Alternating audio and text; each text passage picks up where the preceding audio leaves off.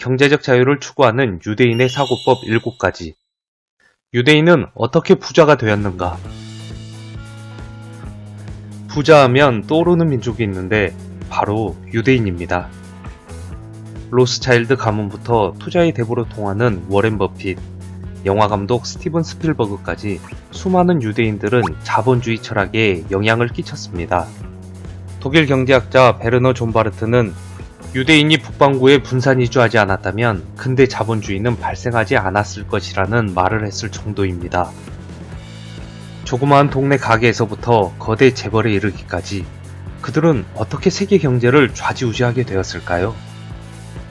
오늘은 그 비밀을 파헤쳐보고 그들의 사고방식을 살펴보고자 합니다.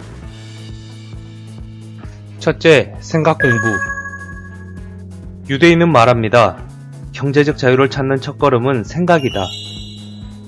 여기서 생각이란 적극적인 자세, 다시 말해 사물이나 상황을 바람직한 방향으로 이끄는 긍정적인 생각을 전제 조건으로 합니다. 당신이 누구든 나이가 몇 살이든 지금 어떤 상황에 처해 있든 학력이 높든 낮든 아무 문제도 되지 않습니다. 그들은 오직 한 가지, 적극적으로 생각하면 돈을 벌어 가난에서 벗어날 수 있다고 믿습니다. 그래서 다수의 사람들과 달리 부자가 되는 목표를 먼 미래로 설정하지 않고 적극적으로 사고를 확장하며 진지하고 능동적으로 자신의 주변에 있는 작은 일부터 실행에 옮겼습니다. 유대인들은 하나의 사고에만 갇혀있지 않습니다. 정해진 틀을 벗어나 남과 다른 생각을 하고 틀에 얽매여 있는 우를 범하지 않으려 노력합니다. 둘째, 알파와 오메가 전술. 유대 상인들을 언급할 때 빼놓을 수 없는 중요한 속성은 바로 알파와 오메가 전술입니다. 즉, 처음과 끝을 모두 소유한다는 뜻입니다. 가령 A와 B가 경쟁한다고 가정해봅니다. 유대인은 둘 중 하나를 선택하지 않습니다. A와 B 모두에 투자하면서 A가 이기든 B가 이기든 상관없이 자신들은 늘 승리하는 전략을 사용했습니다. 지금도 유태자본은 석유 관련 기업을 소유하면서 동시에 전기차 회사나 대체에너지 기업에도 투자합니다.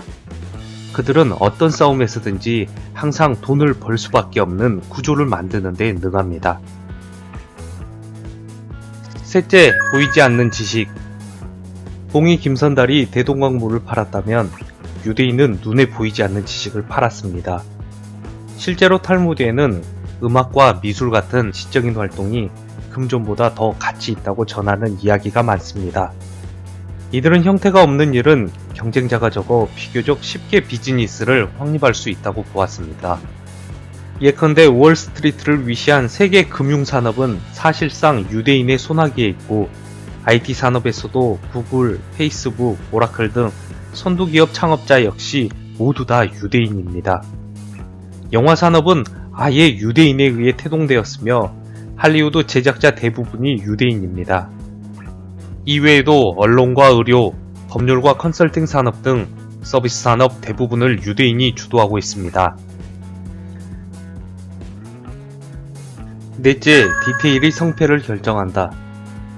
스놈이라는 한 유대인이 금방이라도 망할 것 같은 백화점을 헐값에 사들였습니다.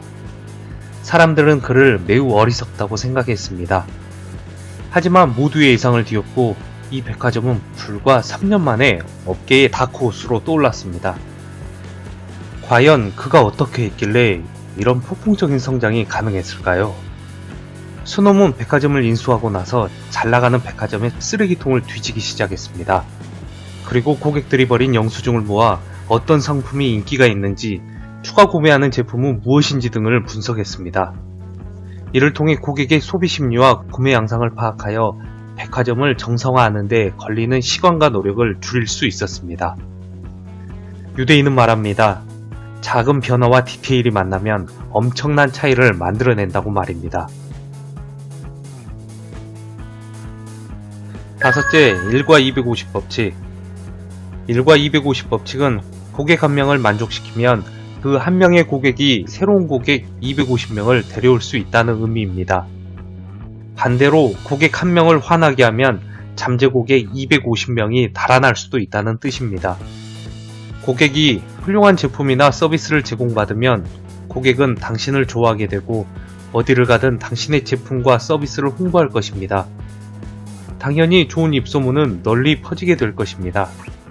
따라서 고객 한 명을 단순한 제품 판매 대상이 아닌 250명의 고객으로 여겨야 합니다. 유대인은 언제 어디서나 서비스 제일주의, 진정성이 생명이라는 교훈을 되새기며 단골 고객이 안심하고 자신을 믿을 수 있게 만드는 전략을 사용해 왔습니다. 여섯째, 윈윈하라. 유대인은 사업이란 한 가족만 하는 것이 아니며 서로 돕고 서로 이익을 도모해야 자신의 부가 점점 늘어난다고 생각합니다. 이들은 악성 경쟁으로 인한 피해를 없애거나 최소화하기 위해 경쟁 상황을 교묘하게 조정함으로써 양측 모두 이익을 얻는 윈윈 전략을 실현합니다. 이후 양적으로나 질적으로 서로 한 단계 높은 수준의 협력을 할 수 있게 되어 더 많은 부를 축적하게 됩니다.